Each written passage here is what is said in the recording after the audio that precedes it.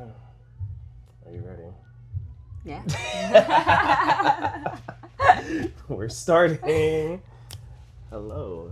How are you? I'm great. How are you? I'm doing great. I'm doing pretty good. You want to introduce yourself to the people? Yes. So my name is Yvona. Let's do that again. I can't. I hate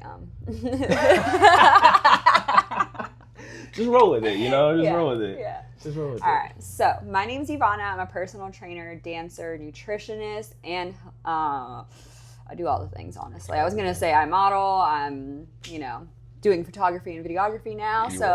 I'm all over the place, jack of all trades. But I have a full background in dance, and that's technically what got me in this whole realm of movement, right? That's where it started. And then I had a bunch of injuries that led me into the personal training nutrition side. Really learned about like muscle strength and how all that ties into our movement and just helps us dance longer. Yes. That part, because that was one thing I was never taught as a dancer was the longevity part. We technically were told by the age 30, 40 we'd probably have hip replacements and wouldn't be dancing. Like that'd be the end of the career. 30. Yeah, right. And look at me, 31, and I'm stronger now than I was then. Yeah. So I am, just truly grateful for where movement has taken me and to finally have my own studio. I love that. Yay. You want to talk about your studio? Yeah. Tell us what made you want to start or open a studio, and then, I'm hearing some. I don't know if you want to disclose that yet, but the news. Hell news. Yes. There's great news. So, what's really funny is I grew up with a single mom, right? And I was always inspired by the movie Honey.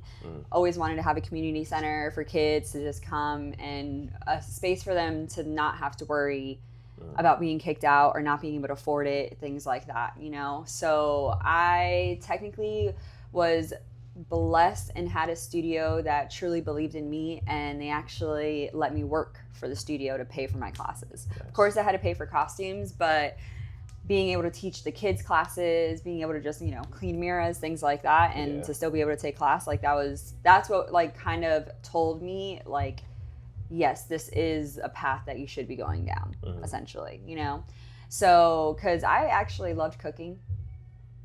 Okay. Loved cooking. I was not expecting that. Right. I loved baking. But since I was young, I always had a little microphone. I was always singing. I was always making like choreography and doing all these videos and just be like, my name's Yvona and I'm going to dance to J-Lo. And, just go on this whole little performance. So my mom always said that she knew I was going to be a dancer.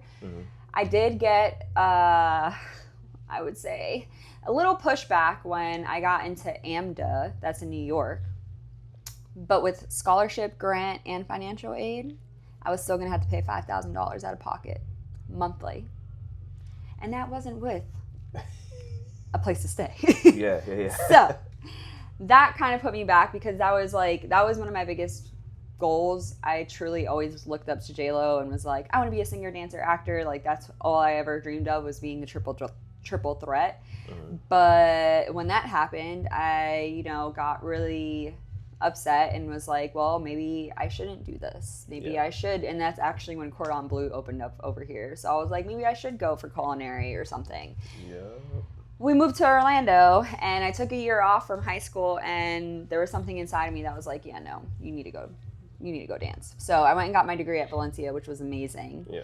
And then I honestly did not have plans on opening a studio at all. My mom, she invested into a CBD business, got a warehouse space because she needed it for all this, like she literally had freaking machinery, all the stuff from the CBD company. And come to find out, she was going to need certain permits. She was going to need a second sink in there, like all these things. And then it just wasn't working out with the building itself. They were like, no, you can't get a second sink. No, you can't do this. No, you can't do that. So she's like, I literally just, put a lease up for a year on this place and I can't do anything in here. So I was in there one day and I was like, Mom, what if we cut it in half and like do one side photography and one side a studio? And it was just like literally one day I just saw it. And then we started in a warehouse space. So like no AC, hot as hell in there. And yes, my twerking tacos though. Okay. Yeah, Those were lit. We were dripping sweat. But trying to do pole in there, absolutely not. That shit was hot. So hot. Like, it was so bad. And I would always try to go at night at least, but even then, you got humidity here. You know what I mean? Yeah. So we were there for 2 years, though. 2 years. And we were able to, like, host events in there. We were doing all the things, bro. Like, when I tell you, I didn't think we were going to last that long there. And seeing that we did, and then seeing how we were growing, that's what moved us into the space we're in now. And it was just beautiful because I was like, I can actually have poles connected to the ceiling. I'm not having to use pole stages. I can have more than 2. I have AC. Like, I have multiple rooms. Like, all these things, you know? So it was such a big jump. And we've been here for a year. And now we're ready to jump even bigger, baby. Boop. Bigger. So yes, we are moving into a new, bigger, beautiful space that I'm just so excited for. It's a full building. We're going to be able to still have everything separated. So we're going to still cater to the content, photographer, podcast, you know, the creation side. But then we're going to have the dance events as well as having the space open for people to rent out, which is going to be really good. So more space. I love that for you. Yeah, more space. But faces of the future.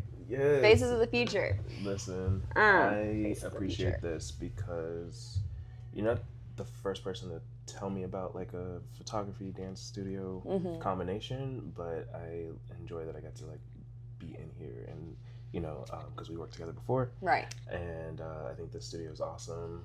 I think that what you're doing is awesome. Could you tell us a little bit about the event that you're doing? Yeah. So that we can kind of, and then I have a follow-up question. So start with that one. Okay. Well, yes, Faces of the Future. It's my 7th showcase, y'all. This thing is huge, okay? Huge. 7. Yes, 7. So technically, like I said, I did get a degree from Valencia when I chose to continue dance, and it was in dance performance. Everything was based on choreography. I did intern for the stage director or the artistic director. So I learned everything backstage, making programs, making costumes, all the things, how to cut music, edit music, all the stuff.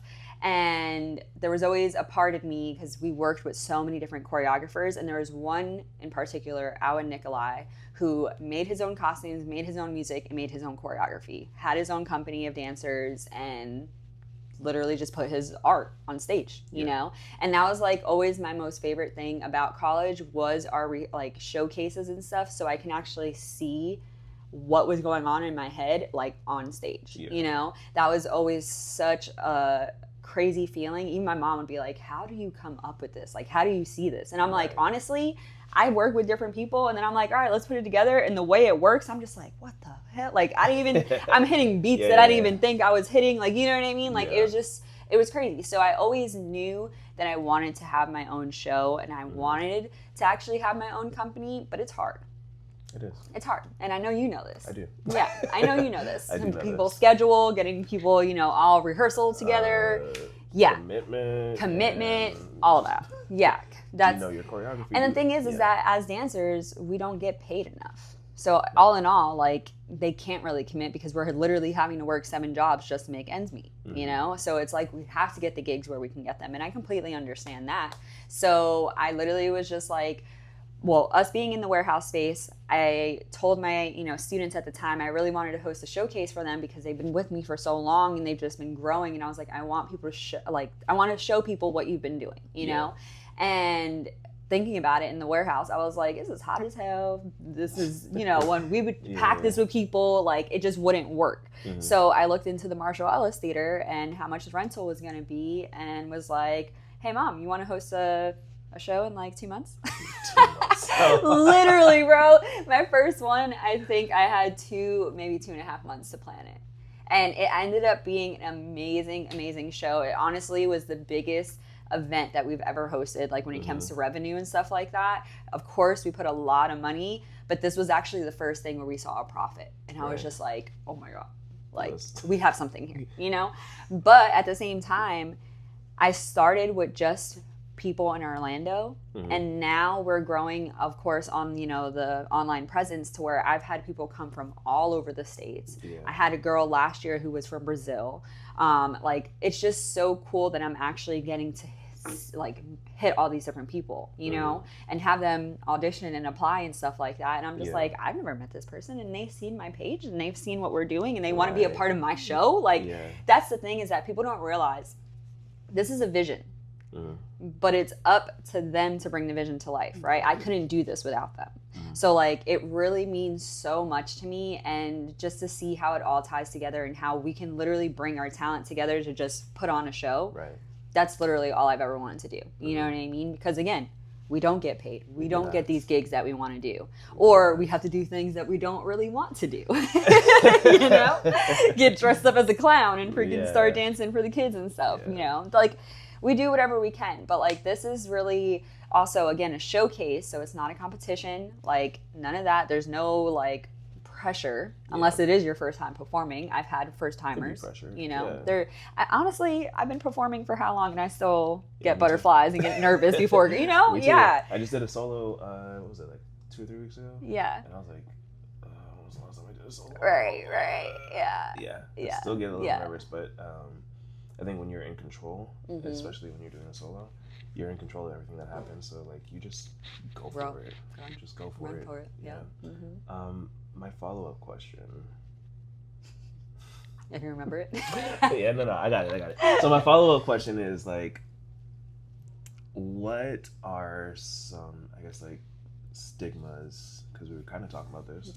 Stigmas about pole and showcasing. You know right. what I mean? Right. I think a lot of people are like either new to this, like they don't really see pole showcases. I actually went to a competition earlier in the summer, and I got to experience that because I didn't know that they held like these conferences for pole, and I was like, oh, this is there's awesome. Conventions, there's there's a lot of that. So talk a little bit about that. So I think that's the biggest thing, is that there's a huge stigma behind pole, but if you talk about aerial, there's not.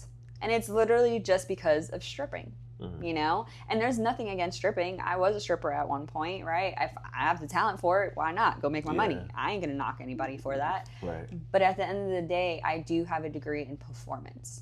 And like, even when I would dance, like, there were people who would come up to me and be like, why are you here? Like, you don't seem like you belong. Right. And I'm like, and I don't, probably, but I'm a performer and I'm going to put on a show for you, right? That's what we're doing here. That's what we're doing. Yeah.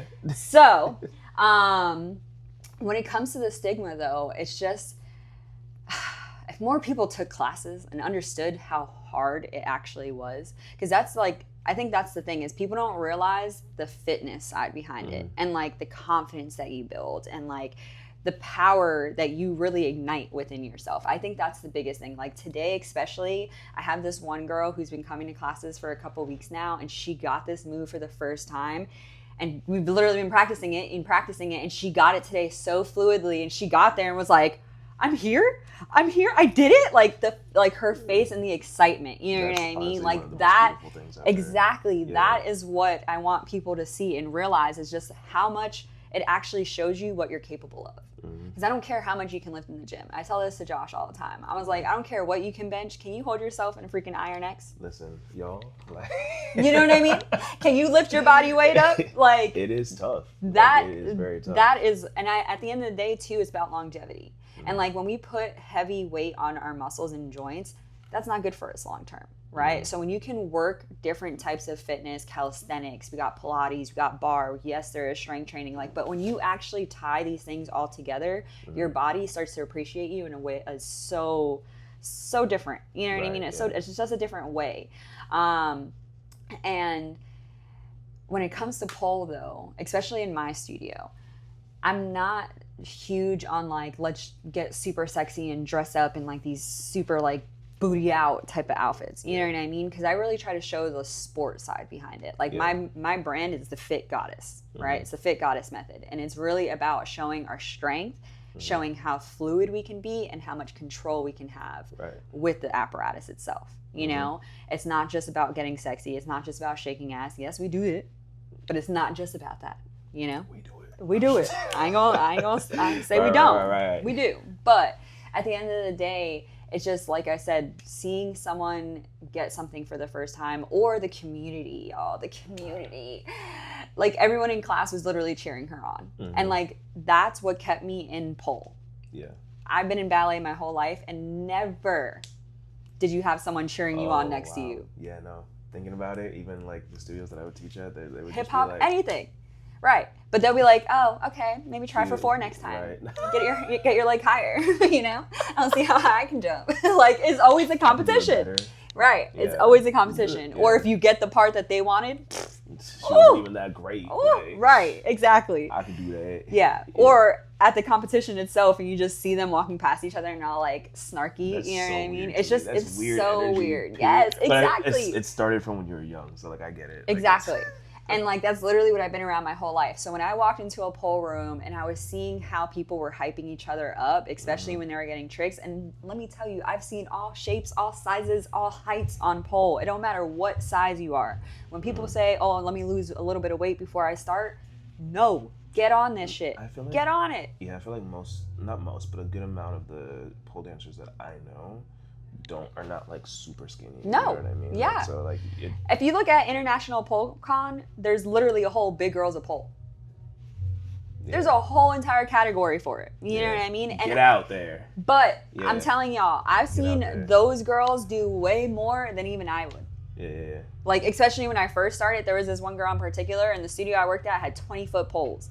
And that bitch went all the way to the top and I was just like, and then literally in my head though, I was like, well, if she can do that shit, I can do that. Right. You know what I mean? Yeah. And then it's just one of those empowerment things where it's like, oh my God, I did that. Yes. And then we're high-fiving each other and it's like, oh, well, try this next time or try to do this. And it's like, well, if you feel good here, do this. And it's just like, there's just so much hype and there's just so much support. Yeah. And that's what it truly is about. You know what I mean? Once the confidence starts building, yes, of course we get our sexy back. We start moving the trauma out the hips. That all comes with it, you know? That's one of my favorite things too, because I would say in my experience within dance, like I've always been, for the most part, I've been around, supportive people. Right. So like with the first team that I joined, it was like, you always were like, hey, like, great job, like you did great, like, okay, I see you, girl, like, whatever, right? But then you get into like a little bit like those drop-in classes where everybody is like super high end and then they're just kind of sitting there like watching you and they're just like, yeah, right. let me go do. We don't need to say studios that do that here, but I wasn't going to do it. But I had to a little bit. I had to bring it up a little bit, just a little bit. But yeah, like I think that's awesome because that's also kind of what I do with like boudoir and stuff like that too. You know what I mean? So like it is to like. That's one of my least favorite things when somebody's like, oh, let me get my body right before I do this. And I'm like, I'm not going to stop you from doing that. Right. But the point of this is to embrace your beauty for who you are and exactly what God gave you. Right. You know? That part. So, yeah. I do feel that. And it's, honestly, I love talking to you about these things because it's like, I can relate on like a dance level. I can relate on a modeling photographer level. Right. You know what I mean? Right. So like on a business level, all this other stuff. I don't want to stay too long because we can talk forever, right? But let everybody know more about like the details for this event. Yes. It is where to go? On the 18th. 18th of this month. So we got 1 week. Ooh, 1 week from tomorrow, October 18th at 7 p.m. at the Marshall Ellis Theater. Tickets are more than halfway sold out. More than halfway sold out, and I know day of everybody wants to be in there last minute, so make sure that you get there early to find parking. The line gets pretty crazy. We do open doors at 6:30, 6:45ish, so you will get a little bit of extra time to find seats and stuff like that. But get there early because the parking gets pretty packed out. So we have the parking of the theater itself and across the street. But my mama will be helping with parking because last time it did get crazy. So don't worry. There will be somebody out there helping direct parking. But www.fofdanceshow.com. Awesome. Get your tickets, baby. Get your tickets. Where can they find you on social media? Yes. Yvona's Wellness. Yvona. Just one N. Just one N. S. I'm pretty sure I made that mistake before. Wellness. Yeah, everybody does a double N. Everybody. And then, autocorrect and stuff like that. But Yvona's Wellness. You can find that anything. TikTok, Instagram, Facebook. Yvona's Wellness on everything. Awesome. Yes. You can find YouTube me as well. Collins Collectives. Yes. COLLINS,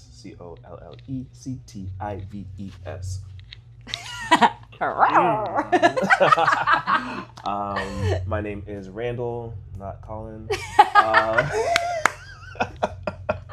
We love calling you Randall. Yeah. I mean, Colin. We love calling you Colin. Yeah. My name is Randall. This is Yvona. Yes. Thank you so much for your time today. Thank you. And we'll see y'all at FOF. FOF? Awesome. Thank you. You did it. Yeah.